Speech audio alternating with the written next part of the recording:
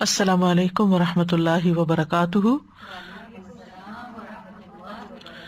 نحمده ونصلی علی رسولہ الکریم، اما بعد فاعوذ باللہ من الشیطان الرجیم، بسم اللہ الرحمن الرحیم، رب اشرح لی صدری ویسر لی امری واحلل عقدۃ من لسانی یفقہوا قولی۔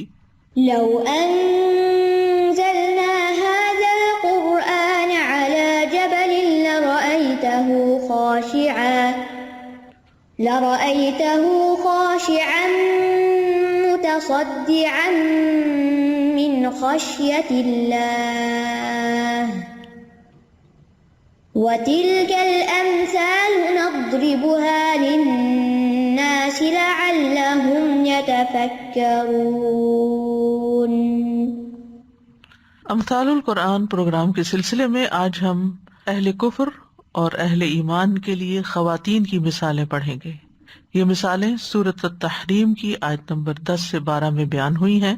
ارشاد باری تعالیٰ ہے، ضرب الله مثلا للذين كفروا امرأة نوح وامرأة لوط كانتا تحت عبدين من عبادنا صالحين فخانتاهما فلم يغنيا عنهما من الله شيئا وقيل ادخلا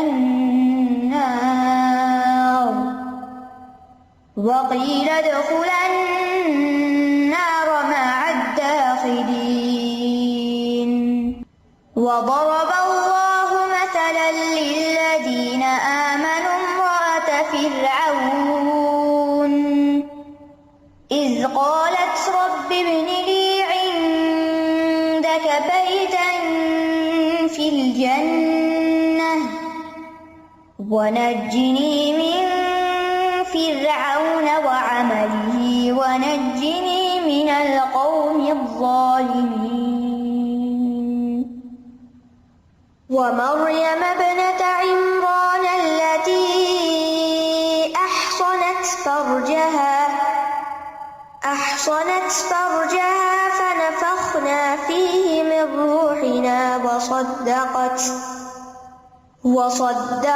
بكلمات ربها وكتبه وكانت من القانتين۔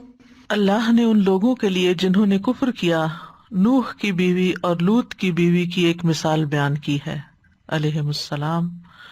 وہ دونوں ہمارے دو نیک بندوں کے ماتحت تھیں، تو ان دونوں عورتوں نے ان سے خیانت کی، تو وہ دونوں اللہ کے مقابلے میں ان کے کچھ بھی کام نہ آ سکے، اور کہہ دیا گیا کہ آگ میں داخل ہونے والوں کے ساتھ تم دونوں بھی داخل ہو جاؤ۔ اور اللہ نے ان لوگوں کے لیے جو ایمان لائے فرعون کی بیوی کی مثال بیان کی ہے، جب اس نے کہا اے میرے رب، میرے لیے اپنے پاس جنت میں ایک گھر بنا دے، اور مجھے فرعون سے اور اس کے عمل سے نجات دے، اور مجھے ظالم قوم سے نجات دے۔ اور عمران کی بیٹی مریم کی مثال بیان کی، جس نے اپنی شرمگاہ کو محفوظ رکھا، تو ہم نے اس میں اپنی طرف سے روح پھونک دی، اور اس نے اپنے رب کے کلمات اور اس کی کتابوں کی تصدیق کی، اور وہ فرما برداروں میں سے تھی۔ تو یہاں ہم دیکھتے ہیں کہ 4 خواتین کی مثال بیان ہوئی ہے۔ 2 خواتین نبیوں کی بیویاں تھیں، لیکن وہ کافروں کے لیے مثال بن گئی، اور 2 خواتین، ایک ان میں سے فرعون کی بیوی حضرت آسیہ تھیں، اور دوسری مریم ابنت عمران، یہ اہل ایمان کے لیے ایک بہترین مثال قرار پائیں۔ یہ مثالیں سورۃ التحریم میں آئی ہیں۔ اس سورت کے آغاز میں نبی صلی اللہ علیہ وسلم پر عتاب کیا گیا کہ جس چیز کو اللہ نے آپ کے لیے حلال کیا اسے اپنی ازواج کی خوشی کی خاطر آپ حرام کیوں کر رہے ہیں۔ اس کے بعد اللہ سبحانہ تعالیٰ نے اہل ایمان کو حکم دیا کہ وہ اپنے آپ کو اور اپنے گھر والوں کو آگ سے بچائیں، اور یہ اس صورت میں ہی ممکن ہے جب وہ اللہ اور اس کے رسول کے احکامات پر عمل کریں۔ اس کے ساتھ ساتھ خالص توبہ کا بھی حکم دیا گیا، اور پھر ایمان والوں سے خطاب کر کے اللہ تعالیٰ فرماتے ہیں یا ایھا الذین آمنوا توبوا الی اللہ توبۃ نصوحا عسیٰ ربکم ان یکفر عنکم سیئاتکم ویدخلکم جنات تجری من تحتها الانہار۔ اور ایک اور خاص بات یہ کہ نبی صلی اللہ علیہ وسلم نے اپنا ایک راز اپنی ایک بیوی سے شیئر کیا تھا جس نے اسے آگے دوسری کو بتا دیا. تو اس کانٹیکس میں بھی یہ مثالیں اہم معاملہ رکھتی ہیں کہ کس طرح اللہ سبحانہ تعالیٰ کے ہاں اصل قدر و قیمت ایمان کی ہے، عمل صالح کی ہے، اچھے کردار کی ہے، چاہے وہ کسی کا بھی ہو اور کہیں بھی ہو. ورنہ ان چیزوں کے بغیر اگر کوئی پیغمبر کے گھر میں بھی ہے تو وہ چیز اس کو فائدہ نہیں دیتی جب تک کہ ایمان اور عمل صالح نہ ہو. کسی کافر کو مومن کا قرب فائدہ نہیں دیتا، کسی بد عمل کو عمل صالح والے کا عمل فائدہ نہیں دیتا. ہر ایک کو اپنے لیے خود کچھ کرنا ہے. تو آئیے دیکھتے ہیں پہلی مثال کو. ضرب اللہ مثلا للذین کفروا امرأۃ نوح وامرأۃ لوط. اللہ نے بیان کیا مثلاً ایک مثال کو، یعنی اس طرح بیان کیا کہ جس سے بات واضح ہو جائے. اور وہ بات کیا ہے؟ للذین کفروا، سب سے پہلے کفر کرنے والوں کے لیے یہ مثال ہے. کس کی مثال؟ امرأۃ نوح وامرأۃ لوط، نوح علیہ السلام کی بیوی کی اور لوط علیہ السلام کی بیوی کی. یعنی ان دونوں خواتین کو کافر لوگوں کی مثال کے طور پر ذکر کیا گیا ہے. کتب تفاسیر میں ان خواتین کے نام بھی آتے ہیں، لیکن صحیح سند سے کوئی بات ثابت نہیں ہے کہ ان کا اصل نام کیا تھا، اور اس سے غرض بھی نہیں ہے. یہی تعارف کافی ہے کہ وہ انبیاء کی بیویاں تھیں. کانتا، وہ دونوں تھیں، تحت عبدین من عبادنا صالحین، ہمارے دو نیک بندوں کی زوجیت میں. تحت سے مراد ان کی زوجیت میں ہونا، ان کی بیوی ہونا ہے، کیونکہ ان کی عصمت و عزت اور حفاظت جو تھی وہ ان انبیاء کے ذمہ تھی. یعنی سب لوگوں سے زیادہ ان کا تعلق اپنے شوہروں کے ساتھ تھا، اور وہ دونوں نبی تھے. وہ ان کے ساتھ رہتی تھی، وہ ہر چیز ان کے ساتھ شیئر کرتی تھی. یعنی ان کا اللہ کے دو عظیم پیغمبروں کے ساتھ ایک قریبی تعلق تھا. ہم جانتے ہیں کہ بیوی تمام رشتوں میں شوہر سے زیادہ قریب ہوتی ہے. ان دونوں کے درمیان کوئی حجاب نہیں ہوتا، دونوں اپنی زندگی کے زیادہ حصے کو ایک دوسرے کے ساتھ شیئر کرتے ہیں، اپنی زندگی کے بہت سی خوشیاں اور غم ایک دوسرے کے ساتھ شیئر کرتے ہیں، دونوں ساتھ مل کے چلتے ہیں اور ایک خاندان کو پروان چڑھاتے ہیں. لہذا قریب ترین رشتوں سے مثال بیان کی گئی ہے تاکہ بات سمجھ میں آئے. اور عبدین تثنیہ کا صیغہ ہے عبد سے، اور اب اگر ہم دیکھیں تو 4 معنی میں استعمال ہوتا ہے. ایک عبد بمعنی غلام کے، جس کو انسان خریدتا اور فروخت کرتا ہے. العبد بالعبد، غلام کے بدلے غلام. عبدن مملوکن ہم پیچھے مثال میں پڑھ چکے ہیں. دوسرا عبد بمعنی ایجاد کے، یعنی وہ بندے جنہیں اللہ نے پیدا کیا، ایجاد کیا. اس معنی میں عبودیت اللہ کے ساتھ مختص ہے، کسی دوسرے کی طرف نسبت جائز نہیں ہے. سورۃ مریم میں آتا ہے ان کل من فی السماوات والارض الا آتی الرحمن عبدا. تمام شخص جو آسمان اور زمین میں ہیں رحمان کے روبرو بندے بن کر آئیں گے. تو یہ اسی معنی کی طرف اشارہ ہے، جسے سمپل ورڈز میں کہتے ہیں نا ہم سب اللہ کے بندے ہیں، تو اس معنی میں. تیسرا ہے عبد بمعنی عبودیت کے، یعنی حقیقی عبد وہ ہے یا عباد الرحمان وہ ہیں کہ جو اللہ تعالیٰ کی عبادت کر کے، اللہ تعالیٰ کے احکامات پر عمل کر کے عبودیت کا درجہ حاصل کر لیتے ہیں. اور یہ درجہ جو ہے، عبودیت کا مقام جو ہے، اس کی 2 قسمیں ہوتی ہیں. ایک وہ جو اللہ کے مخلص بندے بن جاتے ہیں، جیسے قرآن مجید میں آتا ہے وَاذْكُرْ عَبْدَنَا ایوب. نوح علیہ السلام کے بارے میں آتا ہے اِنَّهُ كَانَ عَبْدًا شَكُورًا. پھر آتا ہے إِلَّا عِبَادَكَ مِنْهُمُ الْمُخْلَصِينَ فَوَجَدَ عَبْدًا مِنْ عِبَادِنَا. تو یہ وہ بندے ہیں جو اللہ کے مخلص بندے ہیں، خالص بندے ہیں، قریبی بندے ہیں. دوسرے جو دنیا کے بندے ہیں، مادی اشیاء کے بندے ہیں، مال و دولت کے بندے ہیں، ان کے غلام ہیں، جو دنیا کی پرستش میں لگے رہتے ہیں، دنیا کی طرف مائل رہتے ہیں، جن کے بارے میں نبی صلی اللہ علیہ وسلم نے فرمایا تعس عبد الدرہم تعس عبد الدینار. درہم و دینار کا بندہ ہلاک ہوا. تو اس سے یہ پتہ چلتا ہے کہ ہر انسان اللہ کا حقیقی معنوں میں بندہ نہیں ہے، کیونکہ ہر شخص مخلص نہیں ہے. لیکن اصل عبد وہ ہے جو عابد ہے، جو عبادت گزار ہے. لیکن عبد جو ہے یہ عابد سے زیادہ بلیغ ہے.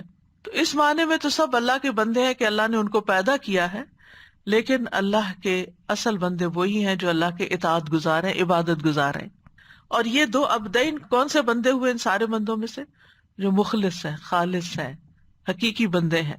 صالحین، صالح، درست. یہ صالح جو تھا فساد کا اپوزٹ ہوتا ہے، کبھی اس کے مقابل استعمال ہوتا ہے اور کبھی اچھے کے معنوں میں استعمال ہوتا ہے، نیک کے معنوں میں. تو یہاں نیک کے معنوں میں استعمال ہو رہا ہے کہ وہ دونوں بڑے نیک بندے تھے.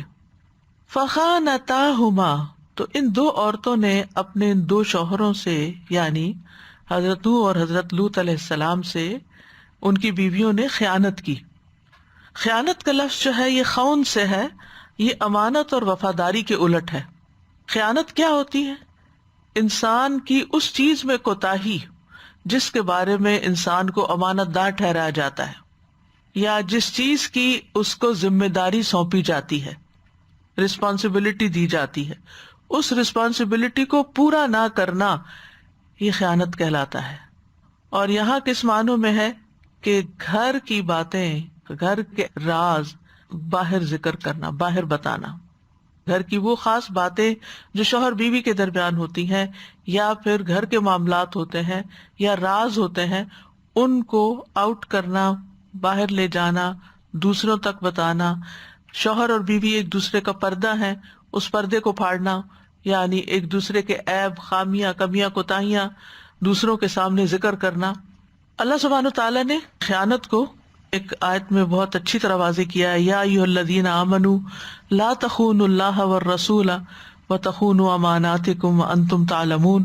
اے لوگو جو ایمان لائے ہو، اللہ اور رسول کی خیانت نہ کرو اور نہ اپنی امانتوں میں خیانت کرو، یعنی جو بندوں کی امانتیں تمہارے پاس ہیں یا ذمہ داریاں ہیں، جبکہ تم جانتے ہو. اسی طرح خیانت خفیہ طور پر حق کی مخالفت کرنے کے معنوں میں بھی آتا ہے. خفیہ طور پر حق کی مخالفت کرنا. اسی لیے خیانت اور نفاق دونوں ہم معنی بھی ہوتے ہیں. کبھی خیانت کا لفظ عہد اور امانت کا پاس نہ کرنے پہ بولا جاتا ہے، اور نفاق دین میں خیانت ہوتی ہے، عقیدے میں خیانت ہوتی ہے، یعنی عہد شکنی کر کے حق کی مخالفت کرنا اور خفیہ طور پر عہد شکنی کرنا. تو ان دونوں بیویوں کی خیانت کیا تھی؟ ان کی خیانت گھریلو معاملات میں نہیں تھی، ان دونوں بیویوں کی خیانت مال میں نہیں تھی، عزت و عصمت میں نہیں تھی، شوہر کے جسمانی حق کے معاملے میں نہیں تھی. کیونکہ یہ بات حدیث سے ثابت ہوتی ہے کہ کسی نبی کی کوئی بیوی کبھی بدکاری کی مرتکب نہیں ہوئی، زنا کی مرتکب نہیں ہوئی.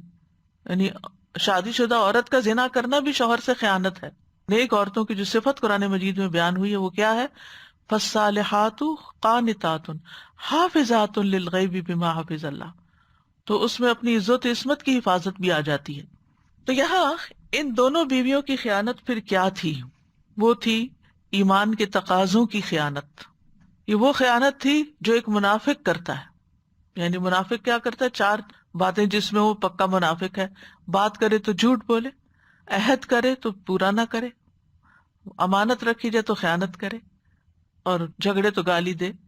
اور اس میں آپ دیکھیے کہ یہاں پر یہ اپنے اس عہد کی بھی خفیہ طور پر عہد شکنی کر رہی ہیں جو ایک انسان ایمان لا کر اللہ تعالیٰ سے باندھتا ہے، یا پھر شادی کرنے کے بعد شوہر کے ساتھ مل جل کے زندگی بسر کرنے کا جو ایک عہد ہوتا ہے. اور پھر یہ کہ ایمان کے جو تقاضے تھے ایک پیغمبر کی بیوی ہونے کی حیثیت سے، اس میں خیانت تھی. ان کا فرض کیا بنتا تھا کہ یہ شوہر کی ذمہ داریوں میں ان کے لیے مددگار بنے، ان کے لیے سپورٹ بنے، ان کا ساتھ دیں. کیونکہ والمؤمنون والمؤمنات بعضهم اولیاء بعض یأمرون بالمعروف وینہون عن المنکر. مومن مرد اور مومن عورتیں ایک دوسرے کے مددگار ہوتے ہیں، وہ نیکی کا حکم دیتے ہیں، برائی سے روکتے ہیں. لیکن انہوں نے خیانت کی، اور وہ کیا تھی کہ انہوں نے اپنی راہ الگ نکال لی. یہ اپنے شوہر کے اس ذمہ داری اور اس کے تقاضوں کے ساتھ پوری طرح ہم آہنگ نہیں تھی، اس سے متفق نہیں تھی. ان کی وفاداریاں اپنی قوم کے ساتھ تھی جو پیغمبر کا انکار کرتی تھی. یعنی اہل ایمان کے ساتھ وفاداری ہونے کے بجائے ان کی وفاداری کافر قوم کے ساتھ تھی. یہ دونوں منافق تھی، سمپل ورڈز میں آپ یوں کہہ سکتے ہیں. بظاہر ایمان کا اظہار کرتی تھی لیکن دل میں کفر چھپاتی تھی. یہ ان دونوں کی خیانت تھی. ابن عباس کہتے ہیں کہ کسی عورت نے کسی نبی پر سرکشی نہیں کی بلکہ ان دونوں کی خیانت دین میں تھی. ظاہری طور پر فرما بردار تھی، یعنی بظاہر جی بالکل جی بالکل جی ہاں جی ہاں، لیکن اندر سے وہی کرتی تھی جو مرضی ہوتی تھی. اب وہ اسپیسیفکلی کیا خیانت تھی؟ نوح علیہ السلام کی بیوی کی خیانت یہ تھی کہ وہ لوگوں کو کہتی کہ یہ پیغمبر مجنون ہے، از کریزی مین. جب کوئی نوح علیہ السلام پر ایمان لاتا تو وہ وقت کے جابر حکمران کو بتا دیتی کہ فلاں ایمان لے آیا ہے، وہ ہمارے گھر آیا تھا، وہ بھی ہمارے ساتھ مل گیا ہے. یعنی ایک طرح سے گھر کی جاسوسی کرتی. وہ کہتے ہیں نا گھر کا بھیدی لنکا ڈھائے. تو وہ بجائے اس کے کہ اپنے شوہر کو سپورٹ کرتی، وہ غیروں کو سپورٹ کر رہی تھی، کفار کو سپورٹ کر رہی تھی، کافر قوم کا ساتھ دیتی تھی. ابن عباس سے ایک اور روایت میں آتا ہے ان دونوں کی خیانت یہ تھی کہ نوح علیہ السلام کی بیوی ان کے راز افشا کرتی تھی. جب کوئی شخص نوح علیہ السلام پر ایمان لے آتا تو نوح علیہ السلام کی ظالم قوم کو اس بات کی خبر دے دیتی. اور جہاں تک لوط علیہ السلام کی بیوی کا تعلق ہے تو لوط علیہ السلام جب کسی کو اپنے ہاں مہمان ٹھہراتے تو وہ شہر کے لوگوں میں اس کی خبر دے دیتی تاکہ وہ بدعملی کرنا چاہیں ان کے ساتھ تو کر لیں. اور باقی بھی تفصیلات آتی ہیں کہ وہ گھر میں آگ جلا دیتی جس سے دھواں نکلنے لگتا، جس سے لوگوں کو پتہ چل جاتا کہ ان کے گھر میں کوئی مہمان آئے ہیں، اور پھر وہ چڑھ دوڑتے اور وہ جیسے وہ فرشتے آئے تھے اور انہوں نے ہی خبر دی تھی کہ گھر میں نوجوان لڑکے آئے ہیں، جس کی وجہ سے قوم کے لوگ ان کے گھر پہ چڑھ دوڑے تاکہ وہ ان فرشتوں کے ساتھ جو بہت خوبصورت نوجوان تھے بدعملی کر سکے. اب اس خیانت کا نتیجہ کیا ہوا؟ فلم یغنیا عنہما من اللہ شیئا، تو وہ دونوں نبی اپنی بیویوں کو اللہ سے بچانے میں کام نہ آ سکے. چاہے وہ نبی تھے، ان کا بڑا مقام تھا، لیکن چونکہ بیویوں کے اندر خیانت تھی لہٰذا وہ بچا نہیں سکے، ان کو فائدہ نہیں دے سکے، کام نہ آ سکے. وقیل ادخلا النار مع الداخلین، دونوں سے کہہ دیا گیا کہ آگ میں جانے والوں کے ساتھ تم بھی آگ میں چلی جاؤ. یعنی ان کے اعمال کا جو انجام تھا وہ بہت برا ہوا. نبی کی بیوی ہوتے ہوئے بھی عذاب سے نہ بچ سکی. نبیوں کے اندر یہ قوت نہ تھی کہ وہ اپنی بیویوں سے عذاب کو ہٹا سکتے.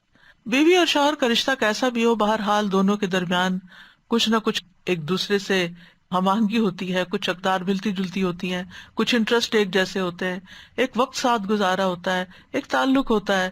اس کی بنا پر آخری عمر میں خاص طور پر دونوں ایک دوسرے کے لیے کچھ نہ کچھ سپورٹ بن جاتے ہیں، اختلافات بھول جاتے ہیں. کوئی بیمار ہو جائے، کوئی مصیبت میں پڑ جائے تو ساری پچھلی باتیں بھول کے انسان آگے بڑھ کر مدد کرتا ہے. لیکن یہاں پر جب یہ مصیبت میں پڑی تو شوہر کام نہیں آ سکے. تو اس سے کیا پتہ چلتا ہے کہ کسی کا رشتہ دار کتنا بھی اس کے قریب ہو، یعنی شوہر بیوی سے زیادہ کون سا رشتہ ایک دوسرے کے قریب ہو سکتا ہے، کتنا بھی قریب ہو، لیکن اس کی نیکیاں گناہگار کو، بدکار کو کام نہیں آ سکتی. سورۃ ہود میں واضح طور پر لوط علیہ السلام کی بیوی کو قوم کے ساتھ عذاب ملنے کی بات ہمیں پتہ چلتی ہے. یعنی یہ جو کہا گیا نا اوپر کے وقیل ادخل النار مع الداخلین، کہہ دیا گیا داخل ہو جاؤ، یعنی قیامت کے دن ہی داخل ہوگی جہنم میں. لیکن دنیا میں جب ان کو موت آئی تو اس وقت ان کو خبر دے دی گئی. اور یہ بھی کہا جاتا ہے کہ موت کے وقت ان کو کہا جائے گا، اور اس سے مراد عذاب قبر یا جو موت کے بعد کی آگ ہے.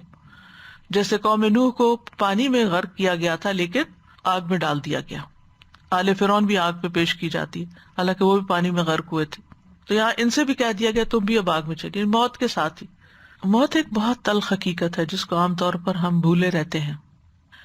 دنیا میں ہمیں کوئی غم ہوتا ہے، دکھ ہوتا ہے، پریشانی ہوتی ہے، ہم ایک دوسرے کی مدد کرتے ہیں، ایک دوسرے کا حال پوچھ لیتے ہیں، ایک دوسرے کو انس فراہم کرتے ہیں، ایک دوسرے کے قریب ہوتے ہیں، سوشلائز کرتے ہیں، تو ہم اپنے وقتی طور پہ غم بھول جاتے ہیں. یعنی انسان کو انسانوں کی کمپنی جو ہے وہ بہت سے طریقوں سے فائدہ دیتی ہے. یعنی سوشلائزنگ جو ہے نا وہ انسان کی ضرورت ہے. وہ یہ کہتے بھی ہے نا مین از اے سوشل اینیمل. لیکن انسان ہمیشہ یاد رکھے کہ موت کے ساتھ ہی انسان تنہا ہو جائے گا. تنہائی سے دل لگانا سیکھنا چاہیے. اگر زندگی میں کبھی بھی لونلینس فیل ہو کہ بعض اوقات انسان بہت سے لوگوں کے اندر رہتے ہوئے بھی لونلی ہوتا ہے، کیونکہ کوئی اس کی بات سمجھتا نہیں، کوئی اس کی تکلیف کو نہیں سمجھتا، کوئی اس کے مسئلے کو نہیں سمجھتا، یا ذہنی ہم آہنگی نہیں ہوتی. اور شوہر ایمان والا اور بیوی نفاق پہ کیا ذہنی ہم آہنگی ہوگی، کیا تعاون ہوگا؟ اگر وقتی طور پہ باتوں سے کوئی دل بہلا بھی دیا تو وہ جیسے کہتے ہیں نا سول میٹ ہونے والی بات تو نہیں نا.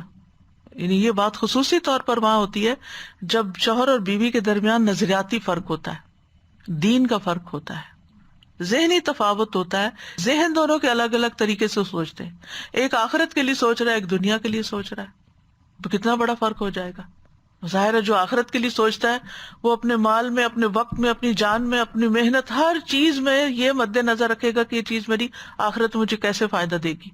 اور جو دنیا کے لیے سوچتا ہے وہ بالکل اس کے الٹ سوچے گا، وہ دوسرے کو بیوقوف سمجھے گا، ہر وقت کی لڑائی ڈالے رکھے گا. تو دنیا کی تنہائی کوئی تنہائی نہیں ہے. یعنی یہ جو لونلی نیس ہے نا، یہ آج کی دنیا میں بہت بڑا مسئلہ ہے. کچھ لوگ تو واقعی فزیکلی لونلی ہوتے ہیں کیونکہ بچے ساتھ چھوڑ جاتے ہیں، یا شادی نہیں ہوتی، یا ویسے ہی خاندان کوئی نہیں ہے، حرام کے بچے ہیں، کسی نے اون ہی نہیں کیا، کہاں ہومز میں پلے، کہاں لوگوں کے پاس پلے، کہیں ان کو چھوڑ کے چلے گئے. طرح طرح کی تنہائیاں ہیں. لیکن یہ تنہائیاں کوئی حقیقت نہیں رکھتی زیادہ، کیونکہ پھر بھی انسان تنہا ہوتے ہوئے بھی کہیں نہ کہیں کسی سے ملاقات کر لیتا ہے، کسی کے پاس بیٹھ جاتا ہے، کسی کو کال کر لیتا ہے، کسی کے ساتھ چیٹ کر لیتا ہے، ٹی وی پہ کچھ دیکھ لیتا ہے تو وقتی طور پہ ان سے کنیکٹ کر لیتا ہے اپنے آپ کو. یعنی کچھ نہ کچھ ان کو حرکت زندگی کی نظر آتی رہتی ہے دائیں بائیں. بالکل تنہائی نہیں ہے، لیکن ہر انسان اپنے آپ کو تنہائی کے لیے تیار کر لے، کیونکہ موت اس کو سب سے بڑی تنہائی دینے والی ہے. قبر اس کے لیے تنہائی کا مقام ہے. کوئی ساتھ نہیں ہوگا، کوئی کام نہیں آئے گا، کوئی فائدہ نہیں دے گا. اور پھر موت کے بعد جب قیامت کے دن اٹھیں گے، کون کس کو پوچھے گا؟ کوئی کسی کو نہیں پوچھے گا، ہر ایک کو اپنی پڑی ہوگی، کوئی کسی کے کام نہیں آئے گا. فَلَمْ يُغْنِ عَنْهُمَا مِنَ اللَّهِ شَيْئًا. صرف وہ لوگ الٹیمیٹلی ملیں گے جو ایمان پر ہوں گے، باقی سب ہمیشہ کے لیے جدا ہو جائیں گے. بس یہ 4 دن کا وقت ہے، اچھے سے گزار لیں لوگوں کے ساتھ. کوئی پتہ نہیں کہ کل کس کے ساتھ دوبارہ ملنا نصیب ہوتا ہے یا نہیں ہوتا. اپنا نہیں پتا کسی کو کہ ہمارا انجام کیا، دوسرے کا کیا خبر. اگر دونوں اللہ کی خاطر محبت کرتے ہیں تو عرش کا سایہ نصیب ہو اور وہاں ہو سکتا ملاقات ہو جائے. لیکن وہاں بھی جب تک جنت میں پہنچ نہیں جاتے تو ایک فکر تو لائق ہوگی نا کہ آگے بھی قنطرہ بھی ہے جہاں حساب کتاب ایک اور ہے. اور اگر دونوں جہنم میں جاتے ہیں تو ہر ایک کو اپنی پڑی، اور اگر ایک جنت میں جاتا اور ایک جہنم میں جاتا تب بھی جدائی. تو یہ رشتے بڑے ہی نازک ہیں. یہ رشتے صرف چند دن کے ہیں، یہاں کے لیے ہی ہیں. آگے ایک طویل تنہائی ہے اور اس کے بعد ملاپ ہے، اور وہ بھی خوش قسمت لوگوں کا ملاپ ہے. اس لیے انسانوں کی قدر بھی کرنی چاہیے اور اس وقت کو لوگوں کے ساتھ اچھے سلوک سے گزارنا بھی چاہیے. تو بہرحال لوط علیہ السلام کی بیوی کو ان کی قوم کے ساتھ عذاب دیا گیا. سورۃ ہود میں آتا ہے قالوا یا لوط انا رسل ربک لن يصلوا الیک فاسر باہلک بقطع من اللیل ولا یلتفت منکم احد الا امرأتک انہ مصیبها ما اصابہم ان موعدہم الصبح الیس الصبح بقریب. انہوں نے کہا اے لوط، بے شک ہم تمہارے رب کے بھیجے ہوئے فرشتے ہیں، وہ ہرگز تم تک نہیں پہنچ سکیں گے. پس تم رات کے ایک حصے میں اپنے گھر والوں کو نکال لے جاؤ اور تم میں سے کوئی ایک بھی پیچھے پلٹ کے نہ دیکھے سوائے تمہاری بیوی کے، بے شک اسے وہی عذاب پہنچنے والا ہے جو انہیں پہنچے گا. کیونکہ اصل تعلق دل کا ہوتا ہے نا، اصل ہمدردیاں دل سے، وہ قوم کی ہمدردی، لہٰذا جو قوم کو پہنچے گا وہی اس کو پہنچے گا. بے شک ان کے وعدے کا وقت صبح کا ہے، کیا صبح قریب نہیں، بس تھوڑا سا وقت باقی ہے، اپنے مقرر وقت پر عذاب آ جائے گا. تو اس مثال کو اس لیے بیان کیا گیا ہے کہ کافر اس سے عبرت پکڑیں، اپنی جہالت سے نکل آئیں، اپنی گمراہی سے نکل آئیں، اور خاص طور پر اس عقیدے سے باز آ جائیں کہ وہ سمجھتے ہیں ان کے بت قیامت کے دن ان کی سفارش کریں گے اور ان کو اللہ سے چھڑا لیں گے. انبیاء اپنی بیویوں کو نہیں چھڑا سکے تو یہ بت تمہیں کہاں سے چھڑا سکیں گے؟ ان کے اندر تو کوئی جان ہی نہیں ہے، ان کے اندر تو کوئی قوت ہی نہیں ہے، یہ تو کسی کام آنے والے نہیں ہیں. اور عمومی طور پر بھی یہ کہ ہر شخص یہ جان لے کہ رشتہ و قرابت جو ہے وہ کسی کے کام نہ آئے گا. یہ بتانے وہم و گماں ہے. اقبال کا ایک بڑا ہی اچھا شعر ہے جس میں کہتے ہیں کہ یہ جتنے بھی رشتے ہیں اور یہ جو تعلقات ہیں اور یہ ساری جو دنیا کا مال و متاع ہے، یہ مال و دولت دنیا، یہ رشتہ و پیوند، بتانے وہم و گماں، لا الہ الا اللہ. ایک بت تو ان لوگوں کے تھے نا جو انہوں نے بت بنائے ہوئے تھے، اور ایک یہ ہمارے بت ہیں، مال و دولت دنیا اور رشتہ و پیوند. پیوند کا مطلب ہوتا ہے جوڑ لگانا، ان جن کے ساتھ ہم جڑے ہوئے ہیں، جتنے بھی ہمارا سوشل سرکل ہے، یہ دوستی ہے، یہ تعلقات ہیں، یہ بت ہیں. وہم و گما، بس ہمارا خیال ہے کہ یہ ہمارے بڑے فائدے کے ہیں، یہ مال فائدے کا ہے، یہ دوستیاں فائدے کی ہیں، حقیقت ان کی کچھ نہیں. اصل چیز جو کام آنے والی ہے وہ لا الہ الا اللہ ہے. وضرب اللہ مثلا للذین آمنوا امرأۃ فرعون، اور اللہ نے ایک مثال بیان کیا ان لوگوں کے لیے جو ایمان لائے فرعون کی بیوی کی. فرعون کی بیوی آسیہ بنت مزاحم تھی. یہ ایسا نام ہے جو نیکی اور اصلاح میں مشہور ہے، لیکن یہ ایک ایسے ظالم آدمی کے نام کے ساتھ ملا ہوا ہے جو اللہ کی مخلوق میں سب سے زیادہ متکبر اور ظالم و جابر اور فاجر انسان تھا. موسیٰ علیہ السلام کی زندگی میں مصر کا حاکم تھا. موسیٰ علیہ السلام کو ان کی طرف بھی نبی بنا کر بھیجا گیا، یعنی فرعون اور اس کی قوم کی طرف، اور وہ بنی اسرائیل کی طرف بھی نبی تھے. اسی لیے ان کو نبی یا رسولہ کہا جاتا ہے. یعنی رسول وہ ہوتا ہے جو کفار کی طرف بھیجا جاتا ہے اور وہ ان کو دعویٰ کا کام کرتا ہے. اس اعتبار سے موسیٰ علیہ السلام رسول ہیں. اور نبی جو ہوتا ہے وہ اپنی قوم کی طرف بھیجا جاتا ہے جو ان کو تعلیم کا کام کرتا ہے. پچھلے رسول کی جو تعلیم چھوڑی ہوئی ہوتی ہے، کتاب ہوتی ہے کچھ، اس کے مطابق وہ تعلیم دیتا ہے. تو موسیٰ علیہ السلام بنی اسرائیل کی طرف نبی تھے اور فرعون کی طرف اور اس کی قوم کی طرف رسول تھے، رسول النبیہ. حضرت آسیہ جو تھی وہ مصر کے محلات میں زندگی بسر کر رہی تھی. فرعون کی تعمیرات تو آپ دیکھتے ہی ہیں، احرام مصر آپ دیکھ لیں، یا ان کے باقی اسٹیچوز اور جو ان کا اریگیشن کا سسٹم. ابھی میں ایک امیج دیکھ رہی تھی جس میں مصر کے اندر کی جو نہریں بہتی تھی ان کا پورا ایک جال بچھا ہوا جس پر اس کو بڑا فخر تھا. تو ابھی اس کو نکالا گیا، یعنی دیکھا گیا کہ وہ کیا تھا. تو بظاہر دنیاوی اعتبار سے ایک بڑی مملکت کے ایک بڑے ظالم جابر بادشاہ کی بیوی جو خوشحالی میں اور نعمتوں میں زندگی بسر کر رہی تھی، لیکن جس وقت اللہ نے ایمان دے دیا تو اس کے سامنے یہ نعمتیں کوئی حیثیت نہیں رکھتی تھی. اور یہ حقیقت ہے، جس دل میں جنت سما جائے، اسی لیے انہوں نے مانگا تو کیا مانگا، رب ابن لی عندک بیتا فی الجنہ. تو جس دل میں ایمان آ جاتا ہے اس دل میں دنیا کی کوئی دولت کوئی اہمیت نہیں رکھتی. میں کسی کے بارے میں سن رہی تھی، سلف صالح میں سے کوئی اپنے بیٹے کو نصیحت کرتا ہے کہ بیٹا تم نے قرآن حفظ کر لیا ہے، اگر دنیا کا کوئی امیر ترین شخص بھی تمہارے سامنے آ جائے اور تم اس پہ رشک کرنے لگو تو تم نے اپنے اس اعزاز کی قدر نہیں کی. تمہارے سینے کے اندر جو دولت ہے وہ ساری دنیا کی دولت سے زیادہ ہے. ایمان کی جو دولت ہے، ایمان انسان کو کہاں سے کہاں پہنچا دیتا ہے اور جہنم کی کھائیوں سے نکال کر جنت کے اعلیٰ درجات تک لے جاتا ہے. تو یہ جو ایمان کی دولت ہے یہ سب سے بڑی دولت ہے. قرآن کی دولت سب سے بڑی دولت، ہوا خیر مما یجمعون. اس لیے کبھی بھی انسان کو دنیا کے حقیر حطام پر، کوڑا کرکٹ کے اوپر رونا نہیں چاہیے کہ میرے پاس یہ نہیں ہے وہ نہیں، اور انسان حسرت کرے ان چیزوں پر جو دوسروں کے پاس ہم سے زیادہ ہے. اور یہ چیز انسان کو سیٹسفیکشن دیتی ہے، کیونکہ جب سینس آف اچیومنٹ ہوتی ہے میرے پاس بہت کچھ ہے تو انسان کا دل غنی ہو جاتا ہے. پھر اس کے اندر احساس کمتری نہیں رہتا، انفیریورٹی کمپلیکس نہیں رہتا کہ ہائے میں بیچارہ، سیلف پٹی کا شکار نہیں ہوتا. کہتے بیچارہ کیوں، اللہ نے مجھے ایمان کی دولت دی، دین کی سمجھ دی، میرے پاس بہت بڑی دولت ہے. اور باقی نعمتوں پہ بھی اگر انسان غور کرے تو بہت کچھ ہے انسان کے پاس. ان ایمان والوں کو مثال دی جا رہی ہے کہ تم دیکھو ایمان کتنی بڑی دولت ہے. آسیہ علیہ السلام کو دیکھو، اور پھر آپ دیکھیے کہ للذین آمنوا، سب مرد عورتیں چھوٹے بڑے سب کے لیے ایک مثال. عام طور پر عورت کو حقیر سمجھا جاتا ہے نا، لیکن ایک عورت بھی جب ایمان لے آتی ہے تو اس کا مقام بہت بڑا ہو جاتا ہے. اس سے یہ بات بھی پتہ چلتی ہے کہ ایک عورت بھی سب کے لیے رول ماڈل ہو سکتی ہے، اپنے ایمان کی وجہ سے، اپنے دین کی وجہ سے، اپنی قربانیوں کی وجہ سے.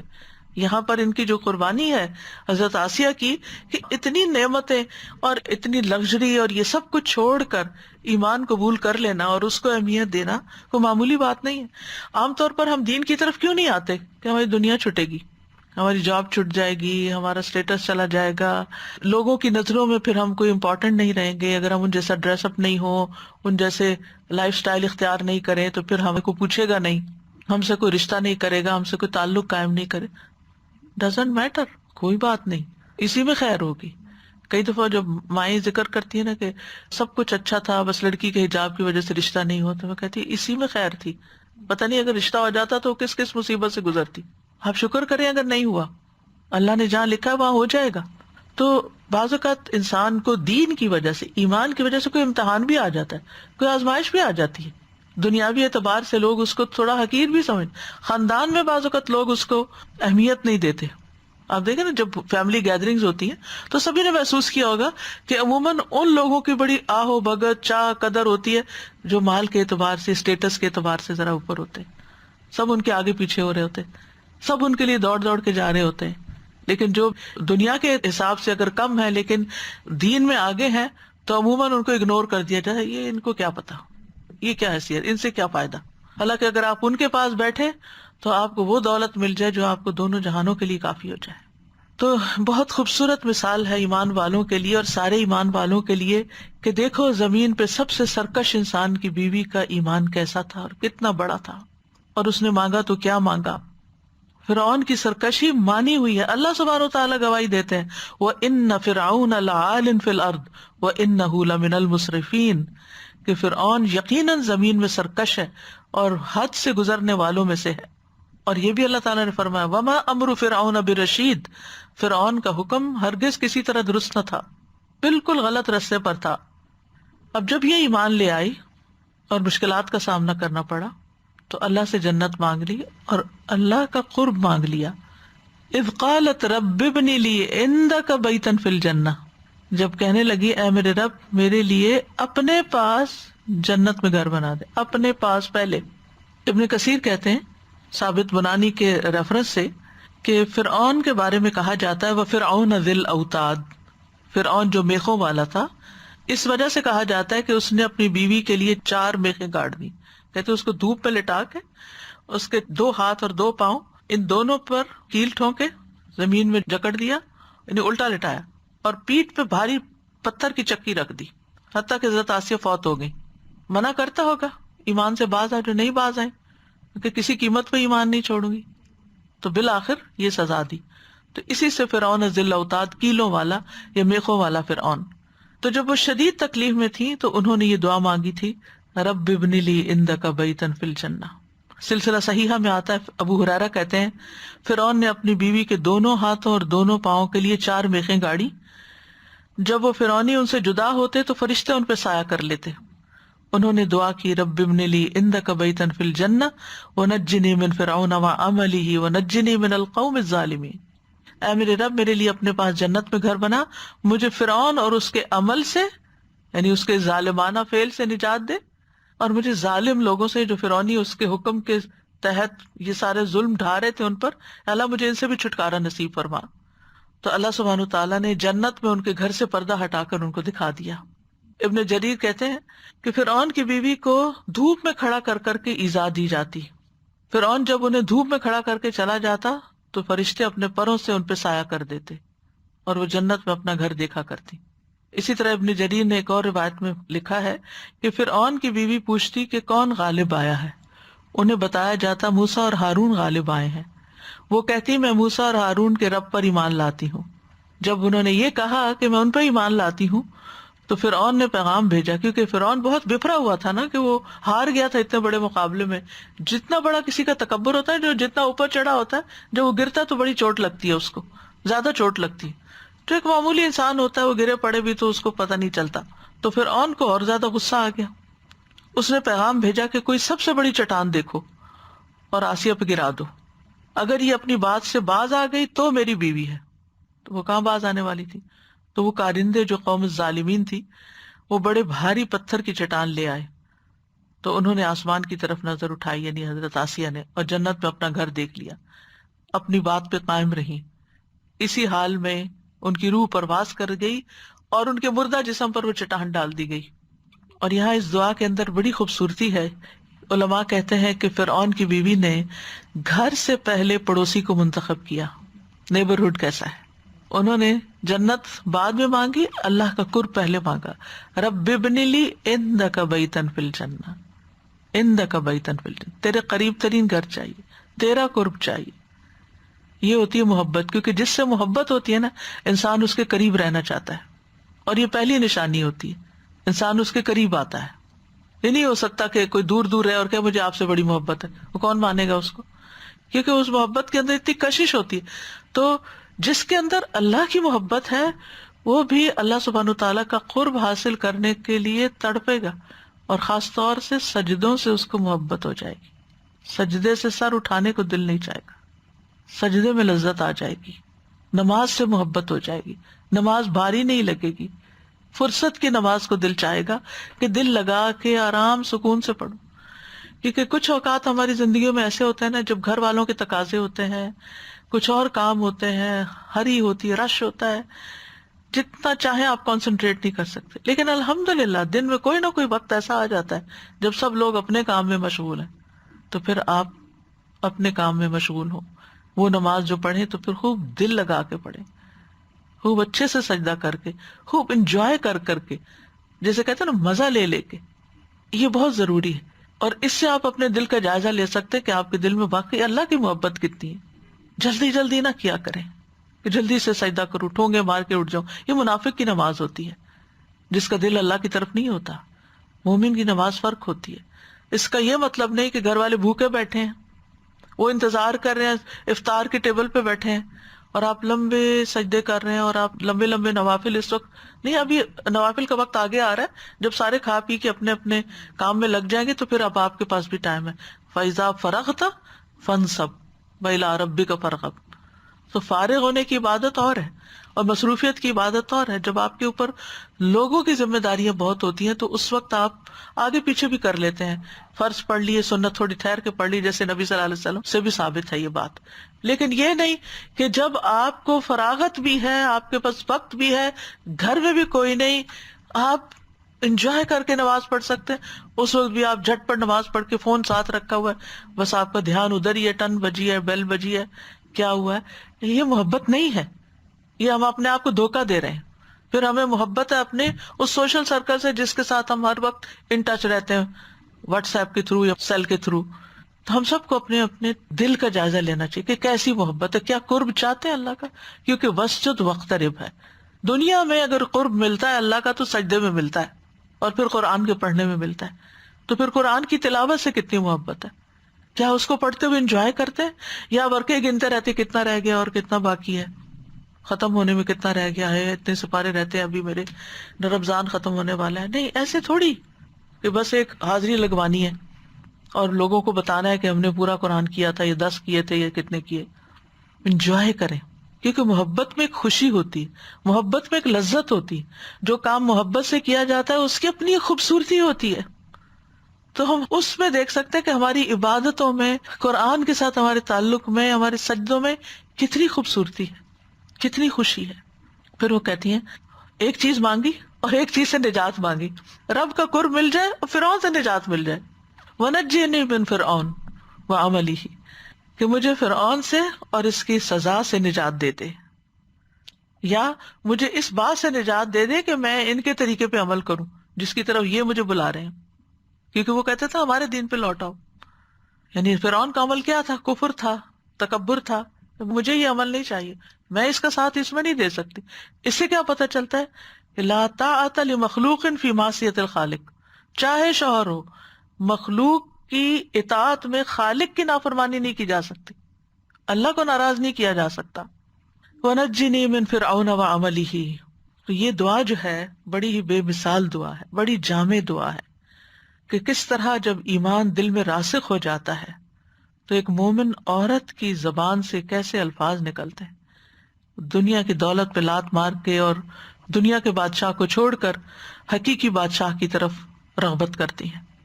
تو جس عورت کا ایمان بلند ہوتا ہے اس کی سوچ کی پرواز بھی بڑی بلند ہوتی ہے. وہ چھوٹی چھوٹی چیزوں پہ، حقیقی چیزوں پہ نہیں وہ ریجھ جاتی ہے اور اس کے پیچھے نہیں اپنی جان کھوتی. اس کا ویژن بلند ہوتا ہے، اس کی سوچ بلند ہوتی ہے، اس کے خواب بڑے بلند ہوتے ہیں. اور یہاں اسلام ایک عورت کو اپنے ایمان میں گرو کرنے، اپنے عمل میں آگے بڑھنے میں اس کو آزادی دیتا ہے. اس کا ایمان شوہر کے ایمان کے تحت نہیں ہے، اس کا عمل شوہر کے عمل کے تحت نہیں ہے کہ او میرا شوہر بہت نیک ہے، میرے بھی کام آ جائے گا، مجھے بھی چھڑا لے گا، یا یہ کہ میں کیا کروں، وہ تو کچھ کرتا نہیں، سارا کچھ مجھے ہی کرنا ہے، ایسے گھر کے ماحول میں میں کیسے عبادت کر سکتی. آپ کی اپنی دنیا ہے، اور اصل دنیا دل کی دنیا ہوتی. دل میں ایمان سما جائے تو پھر ماحول کیسا بھی ہو آپ اس میں اپنے طریقے پہ چل سکتے ہیں یا کوشش کر سکتے ہیں. اور یہ بھی ساتھ کے وَنَجِّنِي مِنَ الْقَوْمِ الظَّالِمِينَ، کیونکہ بعض اوقات ایسا ہوتا ہے کہ اصل ظالم تو چلا جاتا ہے لیکن اس کے جو اثرات ہوتے ہیں وہ انسان کو وہ ماحول اپنے اندر پکڑ لیتا ہے.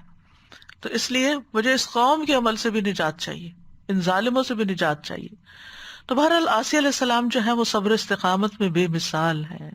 کس طرح ایمان پر، اطاعت پر مضبوطی کے ساتھ، ثابت قدمی کے ساتھ، سختیوں کے باوجود جمی رہی. اور فرعون ان کے ایمان کے سامنے کمزور تھا، کچھ نقصان نہیں دے سکا، یعنی زیادہ سے زیادہ سزا ہی دے سکا نا، اس سے آگے کیا بگاڑ سکا ان کا. اور جہاں ان پہ اس کی طرف سے یہ مصیبت آئی اس کے بدلے میں ان کو کیا مل گیا جو صرف دنیا کے خوش قسمت ترین انسانوں کو ہی ملا کرتا ہے.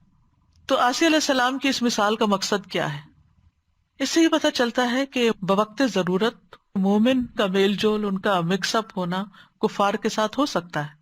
گھر میں ایسے لوگ ہو سکتے ہیں کہ جن کا ایمان درست نہ ہو، لیکن اس کے باوجود وہ ایک نان مسلم سوسائٹی کے اندر رہتے ہوئے، ایک ایسے گھرانے میں ایسے لوگوں کے ساتھ رہتے ہوئے جن کا کوئی دین ایمان نہیں، وہ اپنے ایمان کو بچا سکتے ہیں. ان کو اپنے ایمان کو بچانا ہے.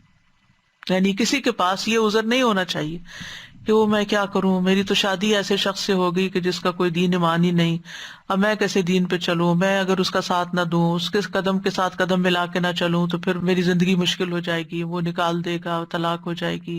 ایمان ہر صورت بچانا ہے، چاہے جان ہی کیوں نہ چلی جائے. یعنی سچے ایمان والے کا، مومن کا کافر کے ساتھ رہنا نقصان نہیں دیتا، وہ اس کو انفلوئنس کرتا ہے، اس کے لیے ایک مثال پیدا کر. یعنی آپ سوچئے، پیچھے چلے جائیے، اس دور میں چلے جائیے، پورا امیجن کیجئے کہ جب یہ واقعہ پیش آ رہا ہوگا، ایک عورت استقامت کا پہاڑ بنی ہوئی ہے، آس پاس دیکھنے والے سارے ان کے لیے کیا مثال قائم ہوئی ہوگی. یعنی سوچئے اگر آج کے دور میں ایسی کوئی خبر میڈیا پہ نشر ہوتی ہے تو لوگوں پہ کتنا بڑا امپیکٹ ہوگا، کتنے لوگ اس سے انسپائر ہوں گے. جن کے اندر چھوٹا موٹا ایمان چھپا ہوا ہے وہ اور زیادہ مضبوط ہو جائے گا. مومن جو ہے وہ اپنے ایمان کے ساتھ کہیں بھی سروائیو کر سکتا ہے، ایمان بچا سکتا ہے. یعنی عام طور پر لوگ بہت عذر بہانے کرتے ہیں، یا بہانے نہ بھی کریں، حقیقت میں بھی ان کو مشکل پیش آتی ہے. ہم کیا کریں، ہم اس ملک میں رہتے ہیں، ہمارا نیبرہڈ ایسا ہے، ہمارے کولیگس ایسے ہیں، بچے شکایت کرتے ہیں سارے اسکول میں I am the only Muslim. آپ ان کو بھی کانفیڈینس دے سکتے ہیں کہ تمہارے پاس سب سے بڑی دولت ہے، سارے لوگ ایک طرف، تم ایک طرف. تو جب ایمان کی دولت کے اوپر ایک یقین آتا ہے، ایک خوشی آتی ہے، اس سے کوئی فرق نہیں پڑتا آس پاس کون ہے، بلکہ انسان ان کی بھی خیر سوچتا ہے. اسی طرح ایمان کے بعد جو عمل صالح ہیں، نمازیں ہیں. اب کئی دفعہ ایسے ہوتا ہے، آپ ایسی گیدرنگ میں ہوتے ہیں جو نان مسلم کا، مسلمانوں کی، اور ایک بندہ نہیں اٹھتا نماز کے لیے. آپ کیوں شرمندہ ہو کے بیٹھے ہیں؟ آپ اٹھیں، سب کے سامنے پڑھیں نماز، تاکہ ان کو بھی ہوش آئے. اسی طرح حجاب کا مسئلہ ہے. بعض اوقات بیٹیاں کہتی ہیں ہمارے اسکول میں کوئی لڑکی بھی حجاب نہیں، مسلم لڑکیاں بھی حجاب نہیں کرتی، میں ہی کیوں کروں؟ بتائیں، آپ مومنہ ہیں، آپ کے اندر ایمان ہے، آپ کی ایک شان ہے اللہ کے نزدیک. آپ یہ نہ دیکھیں کہ 1000 لوگوں کی نظر آپ پہ پڑی، آپ یہ دیکھیں اللہ رب العزت آپ کو دیکھ رہا ہے. کون بڑا ہے؟ کل یہی کہے گی اللہ بڑا ہے، تو پھر فکر کس بات کی ہے؟ اور پھر ہے وہ مریم ابنت عمران، اور مریم بنت عمران کی مثال. داؤد علیہ السلام کی نسل میں سے تھی، بنی اسرائیل کے پاک اور مطہر گھرانے میں سے تھی. اللہ تعالیٰ نے ان کی والدہ کا انہیں جنم دینے کا واقعہ سورۃ آل عمران میں بیان کیا ہے کہ ان کی والدہ نے ان کو آزاد کرنے کی نظر مانی تھی، یعنی وہ بیت المقدس کی خدمت کریں گی، کیونکہ لوگ اس طرح اللہ کے گھر کی خدمت کر کے اللہ کا تقرب حاصل کرتے تھے. تو وہ چاہتی تھی کہ ان کی اولاد یہ خدمت انجام دے. اور یہ بھی ایمان کی دلیل ہے نا، جب ایمان مضبوط ہوتا ہے تو ایسے کام بہت بڑے لگتے ہیں، اور جب ایمان کمزور ہوتا ہے تو یہ چیزیں بڑی حقیر لگتی ہیں. یہ بھی کوئی کام ہے؟ اس مسجد کے اندر جھاڑو دینے والی عورت کا جنازہ نبی صلی اللہ علیہ وسلم دوبارہ پڑھا قبر پہ جا کر. یہ کام چھوٹا نہیں تھا. اللہ کے گھر کی خدمت چھوٹا کام نہیں ہوا کرتا. جتنے بھی شاعر اللہ ہیں، جتنے بھی ایسی چیزیں جو دین سے متعلق ہیں، اس میں سے کسی بھی خدمت کا نصیب ہو جانا یہ بہت بڑی سعادت کی بات ہوتی ہے. تو انہوں نے کہا کہ میرے پیٹ کا بچہ اللہ کے گھر کا خادم ہوگا، میں اپنا ذاتی کوئی کام اس سے نہیں لوں گی، آزاد ہوگا، یعنی میری طرف سے آزاد، میری طرف سے فارغ۔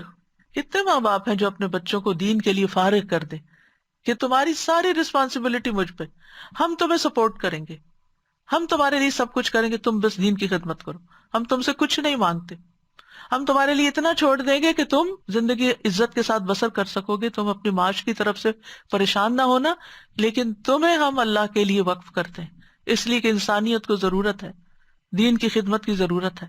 لیکن آج کتنی مائیں ہیں جن کے اندر یہ جذبہ ہو کہ واقعی پھر اس طرح کی تربیت بھی کریں، کیونکہ مریم علیہ السلام کی والدہ نے بچپن میں ہی ان کو پھر بھیج دیا تھا ہیکل میں، اور وہ عبادت کرتی تھی وہاں۔ لیکن یہاں پر جو خاص خوبی ان کی بیان کی گئی ہے مریم علیہ السلام کی، التی احسنت فرجہا، جنہوں نے اپنی شرمگاہ کی حفاظت کی۔ فرج کہتے ہیں دو چیزوں کے درمیان کے شگاف کو، دیوار میں شگاف ہو یا دو ٹانگوں کے درمیان ہو، اس کے لیے لفظ بولا جاتا ہے، اردو میں اس کے لیے شرمگاہ کا لفظ آتا ہے۔ مراد اس سے ہے ہر قسم کی بے حیائی سے دور، یعنی انہوں نے اپنی عزت و عصمت کی حفاظت کی۔ احسنت کا لفظ جو ہے نا احسان سے ہے، ایک سین سے ہوتا ہے ایک صاد سے، کسی چیز کو اتنا محفوظ بنا دیا جائے کہ وہاں تک رسائی نہ ہو سکے، یہ ان کی پاک دامنی اور طہارت کی طرف کنایا ہے، یعنی وہ ہر قسم کی بے حیائی سے بہت دور تھی۔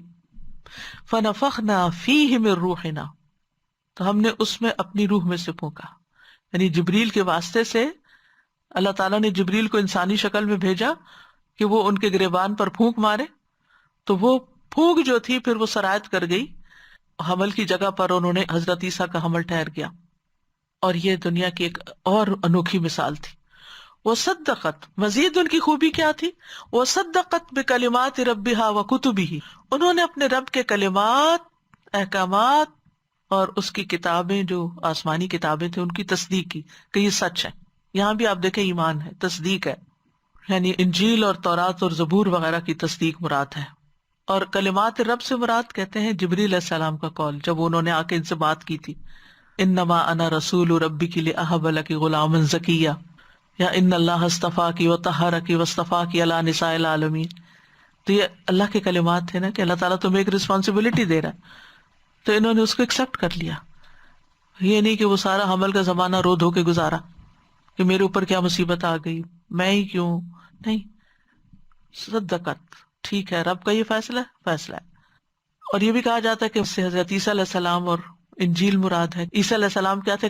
کلمت اللہ تھے، اور دوسری طرف انجیل اللہ کا کلام۔ وکانت من القانتین، اور وہ فرما برداروں میں سے تھی۔ قنوت کہتے ہیں اطاعت پر ہمیشگی کو، اور خشوع و خضوع کے ساتھ اسے لازم کر لینا۔ قناۃ کا لغوی معنی ہوتا ہے یعنی دین کے معاملات میں اطاعت اور بھلائی پر قائم رہنا، اور پھر اس میں دوام اختیار کرنا۔ تو یعنی تصدیق کرتے ہوئے وہ فرما بردار لوگوں میں سے تھی، یا عبادت کرتے ہوئے فرما بردار لوگوں میں سے تھی، نماز پڑھنے والوں میں سے تھی۔ اور یہ نہیں کہا کہ قانتات میں سے تھی، قانتین میں سے تھی، یعنی مرد عورت سب اس میں شامل ہے کہ جو بھی اللہ کے فرما بردار ہیں ان لوگوں میں سے تھی۔ مریم علیہ السلام کو اللہ تعالیٰ کی عبادت اور نماز وغیرہ کا حکم تھا، یا مریم اقنتی لربکی واسجدی وارکعی مع الراکعین، اے مریم اپنے رب کی فرما بردار بنو، سجدہ کرو، رکوع کرنے والوں کے ساتھ رکوع کرو۔ تو یہ جو قنوت تھا اس کا انہیں حکم دیا گیا تھا، جس کو انہوں نے اختیار کیا، اور اللہ تعالیٰ نے اس کی تصدیق کی کہ ہاں واقعی وہ قانتین میں سے تھی، کہ خشوع و خضوع کے ساتھ اطاعت پر قائم تھی، پوری توجہ کے ساتھ۔ اللہ ہمیں بھی خشوع نصیب کرے۔ تو دونوں مثالوں سے کچھ سیکھنے کی باتیں ہمیں ملتی ہیں۔ پہلی مثال میں تو دو کافر عورتوں کی مثال ہے، دوسری میں دو ایمان والوں کی، دونوں ایک دوسرے کے مد مقابل ہیں۔ ایمان والوں میں اخلاص اور تقوی میں انتہا ہے، شدت ہے، اور دوسری طرف خیانت اور نفاق۔ آپ کو معلوم ہے نا نفاق اور تقوی ایک دوسرے کے پیرالل ہیں، ان عورتوں کے اندر نفاق کفر ہے اور یہاں ایمان کے ساتھ تقوی ہے۔ اور پھر آپ دیکھیں کہ عورتوں کی مثال بیان کرنے کی حکمت ہے، یعنی یہاں عورتوں کو بطور مثال بیان کیا گیا، کیونکہ عام طور پر عورت کی مثال، عورت کی بات، عورت کی کوئی سے نہیں ہوتی عمومی طور پر معاشرے کے اندر، یا اس کو کوئی وزن نہیں دیا جاتا، یا اس کو کوئی اہمیت نہیں دی جاتی، کمتر خیال کیا جاتا ہے۔ لیکن بات یہ ہے کہ اگر عورت کو بھی امپاور کرنا ہے، اس کو آگے بڑھنا ہے، تو اس کو ایمان میں ترقی کرنی چاہیے، اور جب وہ اللہ کی نگاہوں میں بڑی ہو جاتی ہے تو پھر لوگوں کے لیے خود بخود رول ماڈل بن جاتی ہے. پھر یہ کہ ایمان کا رشتہ سارے رشتوں سے بلند ہے. زوجیت کا رشتہ اپنی جگہ ایک خوبصورت رشتہ ہے، لیکن کام نہیں آتا اگر ایمان نہ ہو. رسول اللہ صلی اللہ علیہ وسلم نے ایک مرتبہ فرمایا، میرے دوست نہیں ہیں مگر میرے دوست تو اللہ اور صالح مومنین ہیں. یعنی اصل دوستی اور تعلق تو ایمان والوں کی ہے. پھر اسی طرح کسی کافر کو مومن کی دوستی یا قربت کام نہیں آئے گی، کوئی رشتہ داری کام نہیں آئے گی، جیسے پہلی مثال میں ہم دیکھتے ہیں. لیکن مومن کو کافر کا ساتھ نقصان نہیں دے گا. یعنی مومن اگر کافر کے ساتھ ہے تو مومن کا کوئی نقصان نہیں، لیکن کافر اگر مومن کا ساتھ ہے تو کافر کو کوئی فائدہ نہیں. پھر یہ بھی کہ حسب نسب قیامت کے دن کام نہیں آئے گے. جیسے نوح علیہ السلام کے بیٹے کی مثال ہے، ابراہیم علیہ السلام کے والد کی مثال ہے، نبی صلی اللہ علیہ وسلم کے چچا کی مثال ہے. نبی صلی اللہ علیہ وسلم نے اپنے گھر والوں کو یہی تعلیم دی. جب یہ آیت اتری تھی وَأَنذِرْ عَشِيرَتَكَ الْأَقْرَبِينَ، تو آپ نے قریش کو بلایا اور ایک ایک کا نام لیا، رشتہ داری کا تعلق بتایا. اے کعب بن لؤی کی اولاد، اپنے آپ کو آگ سے بچاؤ. اے مرہ بن کعب کی اولاد، اپنے آپ کو آگ سے بچاؤ. اے عبد شمس کی اولاد، اے عبد مناف کی اولاد، اے ہاشم کی اولاد، اے عبد المطلب کی اولاد، سب کو یہ کہا اپنے آپ کو آگ سے بچاؤ. اے فاطمہ بنت محمد، یہ 7 فرمایا. رشتہ داری ظاہر کی، اپنے آپ کو آگ سے بچا لو. بے شک میں اللہ کی طرف سے تمہارے لیے کسی چیز کا اختیار نہیں رکھتا سوائے اس کے کہ تم لوگوں کے ساتھ ایک رشتہ ہے. اسی طرح اپنی پھپھی ہے صفیہ بنت عبد المطلب، اپنے آپ کو آگ سے بچاؤ. ایک اور روایت میں آتا ہے دنیا میں جو مجھ سے چاہتی ہو لے لو، لیکن آخرت میں کام نہیں آؤں گا. نبی صلی اللہ علیہ وسلم نے اپنے ساتھیوں کو یہ تعلیم دی کہ کوئی شخص قیامت کے دن بکری اپنی گردن پہ سوار کر کے نہ لائے جو خیانت کی اس نے نکالی ہو کہیں سے، اس حال میں کوئی ممیار رہی ہو اور وہ شخص مجھ سے کہے یا محمد میری سفارش کیجیے صلی اللہ علیہ وسلم، تو میں کہوں گا میں تیرے لیے کسی بات کا اختیار نہیں رکھتا، میں تو اللہ کا حکم پہنچا چکا ہوں. اور اسی طرح کچھ اور چیزوں کا بھی ذکر کیا. اسی طرح ایک حدیث میں آتا ہے جس کو اس کے عمل نے پیچھے کر دیا اس کا نسب اسے آگے نہیں بڑھا سکتا. پھر یہ کہ قیامت کے دن کوئی کسی کا بوجھ نہیں اٹھائے گا. لا تزر وازرۃ وزر اخری، والدین اور اولاد بھی ایک دوسرے کا بوجھ نہیں اٹھائیں گے. وہی میں نے جو کہا نا، تنہائی اور جدائی ہو جائے گی، قریبی رشتوں میں بھی جدائیاں، اکیلے ہوں گے. اتنا بڑا میدان حشر، پوری دنیا کٹی ہے اور آپ لونلی ہیں، آپ اکیلے ہیں، ساتھ بس آپ کے عمل ہے، ایمان ہے. اس کو بڑھانے کی فکر کرنی چاہیے. رشتہ دار ایک دوسرے سے دور بھاگیں گے جیسے سورۃ ابسہ میں آتا ہے. پھر یہ کہ ہر انسان اپنے عمل کا خود ذمہ دار ہوگا. وَأَلَّيْسَ لِلْإِنسَانِ إِلَّا مَا سَعَىٰ وَأَنَّ سَعْيَهُ سَوْفَ يُرَىٰ ثُمَّ يُجْزَاهُ الْجَزَاءَ الْأَوْفَىٰ. ہر نفس اپنے عمل کا خود ہی بدلہ پائے گا، اپنی کمائی کے مطابق بدلہ پائے گا. كُلُّ امْرِئٍ بِمَا كَسَبَ رَهِينٌ، ہر ایک کو اسی کے مطابق بدلہ ملے گا جو کوشش کر کے آیا. لا ظلم اليوم، آج کوئی ظلم نہیں ہوگا. کسی شخص کے عمل کا سوال دوسرے سے نہیں کیا جائے گا کہ یہ بتاؤ اس نے یہ کیوں کیا. باپ سے بیٹے کے بارے میں، بیٹے سے باپ کے بارے میں نہیں پوچھا جائے گا. نیک مومن جو ہیں ان کو قیامت کے دن جنت میں ملا دیا جائے گا. فرشتوں کی دعا بھی یہی ہے، ربنا وادخلهم فی جنات عدن التی وعدتہم ومن صلح من آبائہم وازواجہم وذریاتہم. اے ہمارے رب، انہیں ہمیشہ رہائش والی جنتوں میں داخل کر جن کا تو نے ان سے وعدہ کیا، اور ان کو بھی جو ان کے باپ دادوں اور بیویوں اور اولاد میں سے اس لائق ہیں. وہاں جا کر ملاقات ہوگی اور وہ ہمیشہ کی دائمی ابدی ملاقات اور ساتھ ہوگا. وہ اصل خوشی کے دن ہے کہ جہاں کوئی جدائی نہیں. دنیا میں تو ہمیشہ اکٹھے رہ ہی نہیں سکتے. اور پھر یہ کہ نیک لوگ نیک لوگوں کے ساتھ ہوں گے. فَأُولَٰئِكَ مَعَ الَّذِينَ أَنْعَمَ اللَّهُ عَلَيْهِم مِّنَ النَّبِيِّينَ وَالصِّدِّيقِينَ وَالشُّهَدَاءِ وَالصَّالِحِينَ وَحَسُنَ أُولَٰئِكَ رَفِيقًا. انسان دنیا میں جس سے محبت کرتا ہے قیامت کے دن اس کے ساتھ ہوگا. الْمَرْءُ مَعَ مَنْ أَحَبَّ. قیامت کے دن نیک لوگوں کی صحبت فائدہ دے گی. امام مالک سے کسی نے پوچھا مجھے ایسا عمل بتا دیں جو مجھے جنت میں داخل کر. فرمایا نیک لوگوں سے محبت کرو، صالحین سے محبت کرو. ہو سکتا ہے اللہ تعالیٰ ان میں سے کسی کے دل کو جھانکے اور اس میں تمہارا نام لکھا ہو، یعنی وہ تم سے محبت کرتے ہوں، اور اللہ تمہیں بخش دے اور جنت میں داخل فرما دے. پھر اسی طرح عمدہ اخلاق والے نبی صلی اللہ علیہ وسلم کے ساتھ ہوں گے. فرائض پورے کرنے والے صدیقین اور شہداء کے ساتھ ہوں گے. امانت داری اور سچائی انبیاء اور صدیقین کے ساتھ کا موجب ہوگی. رسول اللہ صلی اللہ علیہ وسلم نے فرمایا صادق امین مسلمان تاجر قیامت کے دن انبیاء صدیقین اور شہداء کے ساتھ ہوگا. پھر دو کامل خواتین آسیہ علیہ السلام اور مریم علیہ السلام کی مثال بیان ہوئی ہے. حدیث میں آتا ہے کہ مردوں میں بہت سے کامل گزرے ہیں لیکن عورتوں میں سے کامل صرف دو ہیں. یہ صحیح بخاری کی روایت ہے. وہ مریم بنت عمران اور فرعون کی بیوی آسیہ با کمال ہیں. اس کے بعد ایک اور حدیث میں حضرت خدیجہ، حضرت فاطمہ کا ذکر بھی ہے، ایک اور حدیث میں حضرت عائشہ کا ذکر بھی ہے. لیکن ان خواتین کا اپنا مقام ہے. اور کمال سے کیا مراد ہے یہاں؟ کامل ہونا. کامل سے پرفیکٹ ہونا، یہ مطلب نہیں کہ کوئی کمی ہوگی نہیں، مطلب یہ ہے کہ نیکی، تقوی، اچھی عادات، اچھی عبادات، اچھے اخلاق میں انتہا پر ہوں گے، اٹموسٹ کوشش کرنے والے. ایک مرتبہ نبی صلی اللہ علیہ وسلم نے زمین پہ 4 لکیریں کھینچی تو آپ نے فرمایا تمہیں معلوم ہے یہ 4 چیزیں کیا ہیں؟ تو لوگوں نے کہا اللہ اور اس کا رسول ہی بہتر جانتے. فرمایا اہل جنت کی 4 عورتوں میں سے یہ سب سے افضل ہوں گی: خدیجہ بنت خویلد، فاطمہ رضی اللہ عنہا، مریم بنت عمران، آسیہ بنت مزاحم، جنت کی عورتوں کی سردار. آسیہ علیہ السلام کا کردار جو ہے یہ شادی شدہ عورتوں کے لیے ایک مثال ہے کہ شادی کے بعد انسان اپنے دین کو نہ بیچے، دین پر کمپرومائز نہ کرے، دنیا کی رنگینیوں میں نہ کھو جائے. کیونکہ ہوتا یہ ہے کہ اگر شوہر سے محبت ہو، بچوں سے محبت ہو، تو انسان اپنا دین ایمان پیچھے چھوڑ کے پھر ہر وہ کام کرنے پہ تیار ہو جاتا ہے جو وہ چاہتے ہیں، جس سے وہ خوش ہوتے ہیں.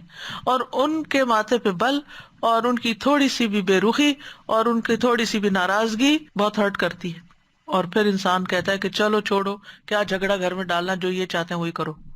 اور یہ بھول جاتا ہے کہ اللہ کو ناراض کر کے یہ نہیں ہو سکتا. اور پھر یہ کہ ایمان لانے کے بعد آزمائشیں آتی ہیں. جتنا بڑا کسی کا ایمان ہوتا ہے اتنی بڑی آزمائش ہوتی ہے، لہٰذا ان میں ثابت قدم رہنا ضروری ہوتا ہے. موت تک اسلام کی حالت میں رہنا ہے. وَلَا تَمُوتُنَّ إِلَّا وَأَنْتُمْ مُسْلِمُونَ. موت تک اللہ کے ساتھ کسی کو شریک نہیں ٹھہرانا، تب جنت میں داخلہ ہوگا. کسی صورت شرک نہیں کرنا، خواہ جان کو خطرہ ہو. پھر یہ کہ جو آزمائش آتی ہے اس پر انسان جب صبر کرتا ہے تو انسان کے لیے اجر ہے. آزمائش آنا ضروری ہے لیکن آزمائش پر صبر بڑا ضروری ہے. اللہ تعالیٰ انسان کو خیر اور شر دونوں طرح آزماتا ہے. اچھے حالات بھی ہوتے ہیں اور تکلیف دہ بھی ہوتے ہیں. اور جو جتنا نیک ہوتا ہے اس پر اتنی سخت آزمائش ہوتی ہے، اور جو جتنا صبر کرتا ہے اس کا ایمان اتنا ہی اونچا جاتا ہے. صبر ایمان کی افضل ترین حالت ہے. اور بے صبرا پن جہنمی عورتوں کی صفت ہے. رسول اللہ صلی اللہ علیہ وسلم نے فرمایا بے شک فساق جہنمی ہے. پوچھا گیا اللہ کے رسول فساق کون ہے؟ آپ نے فرمایا عورتیں. ایک آدمی نے کہا کیا وہ ہماری مائیں بہنیں اور بیویاں نہیں؟ فرمایا کیوں نہیں، لیکن جب ان کو نعمتیں ملتی ہیں تو شکر نہیں کرتی، اور جب آزمایا جاتا ہے تو صبر نہیں کرتی. تو یہ بہت ہی غور و فکر کی اور کانشیس رہنے کی بات ہے. پھر مریم علیہ السلام کا کردار جو ہے یہ کنواری لڑکیوں کے لیے ہے کہ جن کی شادی نہ ہو تو کس طرح وہ اپنے عزت و عصمت کی حفاظت کریں. وہاں ایمان کی حفاظت ہے، یہاں ایمان پروٹیکٹڈ ہے، لیکن ایک عورت کے لیے سب سے بڑی قیمتی چیز ایمان کے بعد اس کی شرم و حیا ہے اور اس کی عزت ہے. تو وہ معزز خاتون تھی مریم علیہ السلام. اگرچہ ان پہ الزام لگا لیکن وہ پاک دامن تھی. انہوں نے اپنی شرمگاہ کی حفاظت کی تھی، کسی ایسی چیز میں ملوث نہیں تھی کہ جس پر ان کو متہم کر دیا گیا. انہوں نے اپنی عزت کی حفاظت کی تھی، اپنے رب کی اطاعت کی تھی. وہ فرما بردار لوگوں میں سے تھی. قرآن مجید میں 34 بار ان کا نام لیا گیا ہے. ان کے نام پر مکمل ایک سورت ہے. وہ دنیا کی تمام عورتوں میں سے بہترین قرار پائیں. ان کا واقعہ قرآن مجید میں بیان کرنے کا حکم دیا گیا. وَاذْكُرْ فِي الْكِتَابِ مریم، یعنی قرآن کریم میں مریم علیہ السلام کا ذکر کیجیے. واحد خاتون ہے جن کا نام لیا گیا قرآن کے اندر. ان کو تمام جہان کی عورتوں پر چنا گیا. وَاصْطَفَاكِ عَلَىٰ نِسَاءِ الْعَالَمِينَ. ان کی پیدائش سے پہلے ہی ان کی والدہ ایک بہت نیک خاتون تھی، یعنی ام مریم جو تھی، یا حنا بنت فاقوز نام بتایا جاتا ہے، جو عمران کی بیوی تھی، وہ بہت نیک خاتون تھی. اور انہوں نے ان کی پیدائش سے پہلے ہی ان کو اور ان کی اولاد کو شیطان سے بچانے کے لیے اللہ کی پناہ میں دیا تھا. کتنی سینسیبل خاتون تھی. آج کتنی لڑکیوں کو یہ پتا ہے بچہ پیدا ہو تو اس کو اللہ کی حفاظت میں بھی دینا ہے. اللہ تعالیٰ نے اس خاتون کی، حنا بنت فاقوز کی نظر قبول کی اور مریم علیہ السلام کو عزت بخشی، اپنے دین کے کام کے لیے چنا. یعنی عیسیٰ علیہ السلام اور ان کی والدہ کو نشانی بھی بنایا گیا. وہ اللہ کی نشانیوں میں سے ایک نشانی. کل میں نے آیات پہ بات کی تھی نا، ایک کائنات کی نشانیاں ہیں، ایک قرآن کی آیات ہیں، اور ایک لوگوں میں سے بھی کچھ نشانیاں ہوتی ہیں. حضرت مریم اور حضرت عیسیٰ علیہ السلام نشانی ہے. وَجَعَلْنَا ابْنَ مَرْيَمَ وَأُمَّهُ آیَةً. اللہ تعالیٰ ان کو بے موسمی رزق دیتا تھا. زکریا علیہ السلام جب ان کے پاس جاتے تو پوچھتے یہ کہاں سے؟ تو کہتی یہ اللہ کی طرف سے ہے. یعنی دنیا میں دکھا دیا اللہ نے کہ وہ ایک اسپیشل خاتون ہے. ان کی خاص صفت جو شرمگاہ کی حفاظت ہے تو یہ تمام ایمان والوں کے لیے، اور اسی لیے ان کو رول ماڈل بھی بنایا گیا. جنتی لوگوں کی صفت سورۃ مومنون میں بتائی گئی، والذین هم لفروجہم حافظون. نیک عورتوں کی صفت ہے حافظات للغیب بما حفظ اللہ.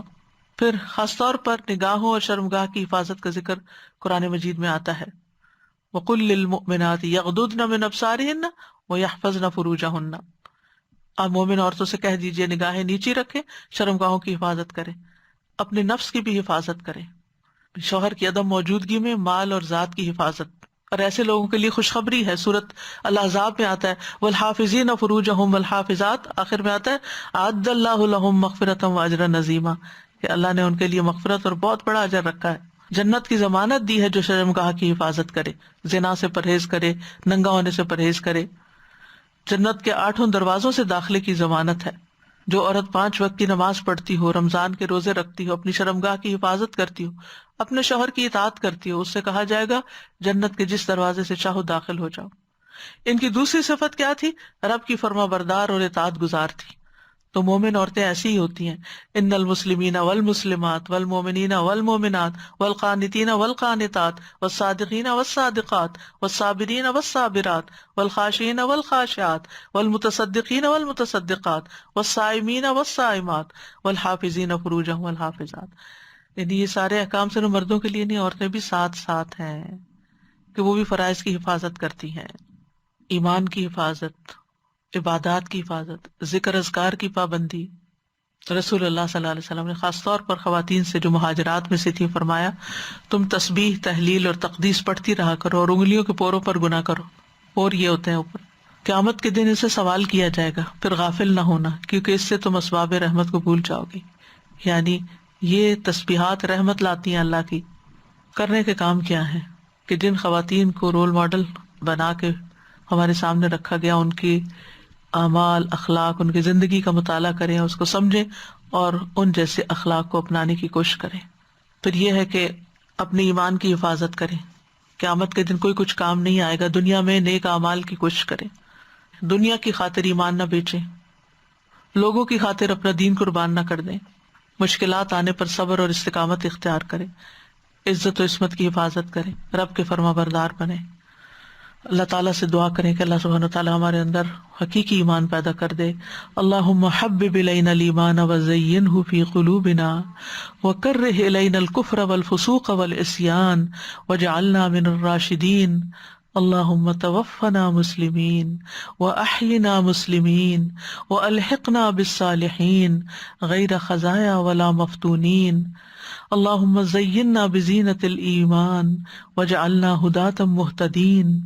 اللہم انی اسألک ایمانا لا یرتد ونعیما لا ینفد ومرافقۃ محمد صلی اللہ علیہ وسلم فی اعلی جنۃ الخلد. ربنا فاغفر لنا ذنوبنا وکفر عنا سیئاتنا وتوفنا مع الابرار. رب هب لی حکما والحقنی بالصالحین. فاطر السماوات والارض انت ولی فی الدنیا والآخرہ توفنی مسلما والحقنی بالصالحین. اللہم یسر لی جلیسا صالحا. رب ابنی لی عندک بیتا فی الجنہ. رب ابنی لی عندک بیتا فی الجنہ. اللہم انی اسألک الجنة واعوذ بک من النار. اللہم انی اسألک الجنة وما قرب الیہا من قول او عمل واعوذ بک من النار وما قرب الیہا من قول او عمل. ربنا تقبل منا. یا اللہ تمام بیماروں کو صحت دے. یا اللہ اس کووڈ کی بیماری کو جلد ہم سب سے دور کر دے. ہمارے خوف کو امن سے بدل دے. ہم پر اپنی رحمت نازل کر دے. یا اللہ جو جس مشکل میں، اللہ ان کی مشکلیں آسان کر دے. اللہ ہم سب کو ایمان کی دولت نصیب فرما اور دنیا کے غم ہلکے کر دے. اللہ تمام بیماروں کو صحت دے. اللہ سب مشکل میں لوگوں کی مشکل آسان کر دے. جو ہسپتالوں میں پڑے ہوئے ہیں یا اللہ ان کی مشکل آسان کر دے. ربنا تقبل منا انك انت السميع العليم وتب علينا انك انت التواب الرحيم وصلى الله تعالى على خير خلقه محمد وعلى آله واصحابه واهل بيته اجمعين. ہم یہ پڑھے تھے کہ کسی کا عمل دوسرے سے نہیں پوچھا جائے گا، تو کیا کوئی ایسی حدیث ہے جس میں یہ ہے کہ ایک بندہ جنت کی طرف جا رہا ہوگا لیکن اس کو روک لیا جائے گا کہ تم نے اپنے بچوں کی تربیت نہیں کی؟ وہ تو اس کی ذمہ داری تھی نا، تو اس کا عمل تھا جس کے بارے میں اس سے پوچھا جا رہا ہے نا.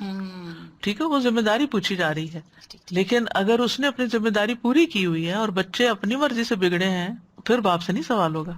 جی استاذہ جی، ایک سوال جو عموماً لوگ کرتے ہیں، عورتیں اپنا نام چینج کرتی نا شادی کے بعد، تو یہاں پہ امرۃ النو اور امرۃ تو مسز کہلا سکتی ہیں.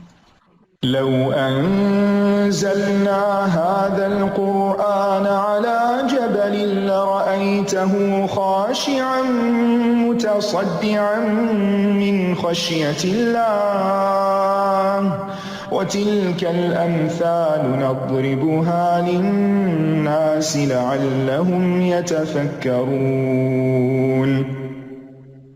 وآخر دعوانا ان الحمد للہ رب العالمین. سبحانک اللہم وبحمدک اشہد ان لا الہ الا انت استغفرک واتوب الیک.